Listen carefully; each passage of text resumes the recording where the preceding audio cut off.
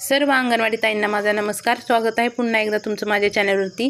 तर आजचा जो व्हिडिओ आहे तो आहे THR वितरण करत असताना जो की काल मी व्हिडिओ आपल्या चॅनलवरती शेअर केला होता. त्याच्या व्हिडिओच्या खाली काही ताईंच्या कमेंट्स होत्या. त्यांचे काही त्यांनी प्रॉब्लेम तिथे विचारले आहेत किंवा त्यांना काही कन्फ्युजन आहेत की ही प्रक्रिया कशी करायची आहे. तर त्या संदर्भातला हा व्हिडिओ आहे. त्यानंतर FRS करत असताना जी तुमच्यासमोर पांढरी स्क्रीन होत आहे ती कशामुळे होत आहे हे देखील मी तुम्हाला व्हिडिओच्या शेवटी सांगणार आहे. तर व्हिडिओ पूर्ण पहा. चला तर मग व्हिडिओला आपण सुरुवात करूया. तर पहा, एका ताईंची मला कमेंट होती की फोटो कोणाचा घ्यायचा आणि फोटो कसा घ्यायचा ते. तर चला आपण पाहूया. एका लाभार्थ्याचा आपण THR वितरणामध्ये जाऊन पाहूया. तर पुढे जा या पर्यावरती आपणास जायचं आहे. तर पहा, इथं तुम्हाला दोन वेगवेगळे फोटो दिसत आहेत. तर हा जो लाभार्थी आहे तर याचे दोन वेगवेगळे फोटो आहेत. तर हा फोटो व्हेरीफाय करायचा आहे. तर हा फोटो व्हेरीफाय होणार नाही आहे, कारण की हा जो लाभार्थी आहे याची ज्या व्यक्तीची आपण KYC करणार आहोत त्या व्यक्तीचा फोटो आपण न घेता आधार डेटाबेसवरून इथं ॲटोमॅटिकली येणार आहे. म्हणजे तुम्ही फोटो त्यांचा कॅप्चर करायची गरज नाही आहे.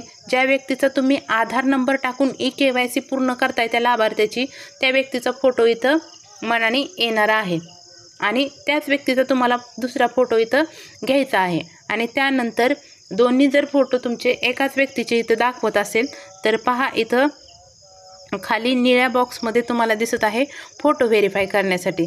तर ह्या फोटो व्हेरीफाय करायचा आहे तुम्हाला. आणि त्यानंतर जर हे दोन फोटो वेगवेगळ्या व्यक्तीचे दिसत आहेत तर तुम्हाला हा फोटो कधीच व्हेरीफाय होणार नाही, कारण हे दोन फोटो वेगवेगळ्या व्यक्तीचे आहेत. तर KYCच्या बालकांच्या समोर आपण ज्या व्यक्तीची KYC केली आहे किंवा हा फोटो पहिला फोटो ज्या व्यक्तीचा आहे त्याच व्यक्तीचा तुम्हाला फोटो घ्यावा लागेल. तर तो फोटो कुठून घ्यायचा, तर इथं पहा रिकॅप्चर फोटो असं इथं पर्याय आहे. याच्यावरती तुम्ही टच केल्यानंतर तुमच्यासमोर कॅमेरा ओपन होईल व तुम्हाला दुसरा फोटो इथं घ्यायचा आहे. फोटो घेतल्यानंतर किंवा हे दोन्ही फोटो एकाच व्यक्तीचे असतील तर तुम्हाला पुढे काय करायचं आहे मी तुम्हाला दाखवते. तर पहा, हा व्हेरीफाय फोटोवरती तुम्हाला जायचं आहे. हे फोटो तर दोन व्हेरीफाय होणार नाहीत, कारण हे दोन वेगवेगळ्या व्यक्तीचे आहेत. परंतु जर ते दोन्ही फोटो एकाच व्यक्तीचे असतील तर मात्र ते फोटो व्हेरीफाय होणार आहेत. आणि जर ते दोन फोटो एकाच व्यक्तीचे असून देखील ते व्हेरीफाय होत नाही आहेत तर तुम्हाला काय करायचं आहे ते देखील मी तुम्हाला सांगणार आहे.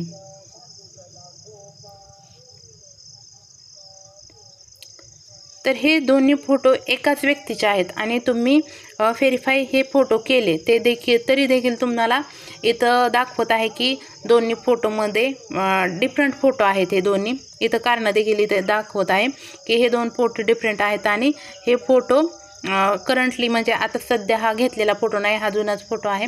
आणि काही तुम्हाला प्रत्येक लाभार्थ्याच्या जर पुढे असं दाखवत असेल तर ताईंनो घाबरायची काही कारण नाही आहे.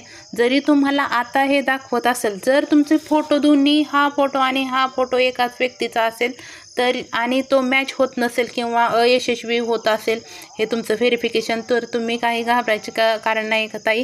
कारण की तुम्हाला जरी आता काही त्यांच्या पोषण ट्रॅकरच्या टेक्निकल प्रॉब्लेममुळे आता इथं फोटो व्हेरीफाय होत नसतील तरी पण जर तुमचा फोटो एकाच व्यक्तीचा असेल तर तुमचा पुढच्या महिन्याच्या रिपोर्टमध्ये हे दोन्ही फोटो व्हेरीफाय होणार आहेत. तुम्ही याच्यावरती काही प्रक्रिया न करता देखील पुढच्या महिन्यात तुमचे ॲटोमॅटिकली हे फोटो व्हेरीफाय होणार आहेत. परंतु जर एकाच व्यक्तीचे हे दोन्ही फोटो असतील तर ते फोटो व्हेरीफाय होणार आहेत. तुम्हाला काही जास्त करायची इथं गरज नाही. फक्त व्हेरीफाय फोटो या पर्यायावरती जाऊन तुम्हाला हे फोटो व्हेरीफाय करायचे आहेत. आणि एवढं मात्र लक्षात घ्या की इथं जो पहिला KYC फोटो आहे त्याच व्यक्तीचा तुम्ही दुसरा फोटो घ्या. आणि एका ताईंची मला अशी कमेंट होती की हा जो सुरुवातीचा एक फोटो आहे पहिला याच्यावरती, तर तिथं त्या ताईंचा असा प्रश्न होता की इथं बाळाचा फोटो तिथं दिसत आहे आणि गेल्या वेळेस त्यांनी त्याच्या पालकांचा फोटो घेतला होता.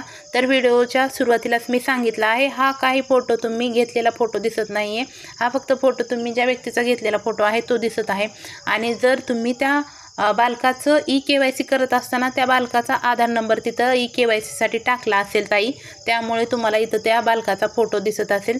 तर आता KYC एकदा केल्यानंतर त्याच्यामध्ये तुम्ही बदल करू शकत नाही. त्यामुळे तुम्हाला ज्या बालकाचा इथं फोटो दिसत आहे तिथंच दुसरा फोटो त्या बालकाचा घ्यावा लागणार आहे. आणि दोन्ही फोटो इथं जेव्हा दिसायला लागतील एकाच व्यक्तीची, तेव्हा तुम्हाला काय करायचं आहे, इथला जो पर्याय आहे फोटो व्हेरिफिकेशन, ते फोटो व्हेरिफिकेशन करायचं आहे. आणि जरी ते आता दाखवत नसलं, यशस्वी दाखवत असेल, तरी देखील तुम्ही काय काळजी करू नका. पुढच्या महिन्यामध्ये तुमचं ते ॲटोमॅटिकली व्हेरिफिकेशन होऊन जाणार आहे. फक्त तुम्हाला एवढीच काळजी घ्यायची आहे की हे जे KYCचा जो फोटो आहे सुरुवातीचा हा फोटो, त्याच व्यक्तीचा तुम्ही हा दुसरा फोटो घ्या, तुमचं व्हेरिफिकेशन होऊन जाईल. त्यानंतर पुढचा एक ताईंनी असं कमेंट केली होती की त्यांचं गरोदर मातेचं FRS करत असताना त्यांना RCH असं काहीतरी प्रॉब्लेम येत आहे RCHमध्ये पहा. तर ताई, मला वाटते ते तुम्हाला आभा ID क्रिएट करत असताना RCH ID तयार केलेला नाही असं येत असेल.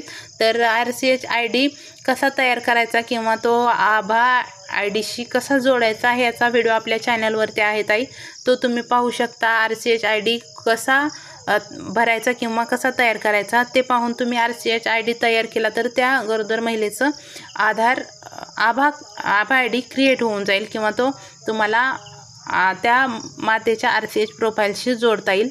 तो व्हिडिओ आपल्या चॅनलवरती आहे, तुम्ही तो व्हिडिओ जाऊन पाहू शकता.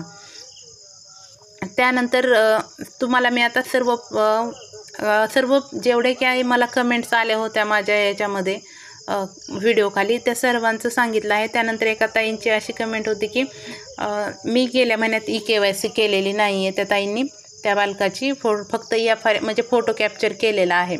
आणि त्यानंतर त्यांचं असं म्हणणं आहे की या महिन्यामध्ये जेव्हा त्या बालकाची त्यांनी KYC करण्याचा प्रयत्न करत आहेत तेव्हा पांढरी स्क्रीन होत आहे. तर ताई, ही जी पांढरी स्क्रीन होत आहे काही लाभार्थ्याच्या समोर गेल्यानंतर तुम्हाला, तर हा जो प्रॉब्लेम आहे तो पोषण ट्रॅकरचं जे काही वरी कामकाज चालू आहे त्यामुळे हा प्रॉब्लेम येत आहे. त्याच्यासाठी आपल्याला पोषण ट्रॅकरचं नवीन अपडेट उपलब्ध होणार आहे, त्याच्यामुळे हे प्रॉब्लेम येत आहेत. तुम्ही गेल्या महिन्यात केला नाही त्या बालकाची KYC, त्यामुळे हे होत नाही. तर जेव्हा पोषण ट्रॅकरचं काम वरील संपेल आणि नवीन अपडेट आपल्याला उपलब्ध होईल तेव्हा सर्वांचा हा पांढरी स्क्रीन होणारा प्रॉब्लेम दूर होणार आहे. आणि आता सध्या फक्त तुमचं जर फेस मिसमॅच होत आहेत, दोन्ही सेम आहेत, फेस मिसमॅच होत आहेत, तरी देखील तुम्ही घाबरू नका. तुम्ही फक्त व्हेरीफाय करा. पुढच्या महिन्यामध्ये तुमचं ते ॲटोमॅटिकली फेस मॅच होणार आहे. फक्त काळजी एवढी घ्या, सुरुवातीचा जो फोटो आहे त्याच व्यक्तीचा तुम्ही फोटो घ्या. आणि जर तुम्ही दुसऱ्या व्यक्तीचा फोटो घेतला असेल तर फोटो रिकॅप्चर करून त्याच व्यक्तीचा फोटो घ्या आणि फोटो व्हेरीफाय करून घ्या. आणि KYCला जो पांढरी स्क्रीन होत आहे ती पोषण ट्रॅकरची नवीन आवृत्ती आपल्याला जेव्हा उपलब्ध होईल तेव्हा तो देखील प्रॉब्लेम आपला सॉल्व्ह होणार आहे. तर अशा प्रकारे सर्व ताईंच्या ज्या काही मला कमेंट आल्या होत्या त्यांच्या सर्वांचं मी या व्हिडिओमधून उत्तर देण्याचा प्रयत्न केला आहे.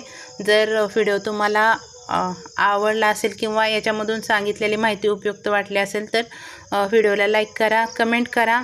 आणि तुम्ही जर चॅनलवरती नवीन असाल तर चॅनलला सबस्क्राईब करायचं विसरू नका. धन्यवाद.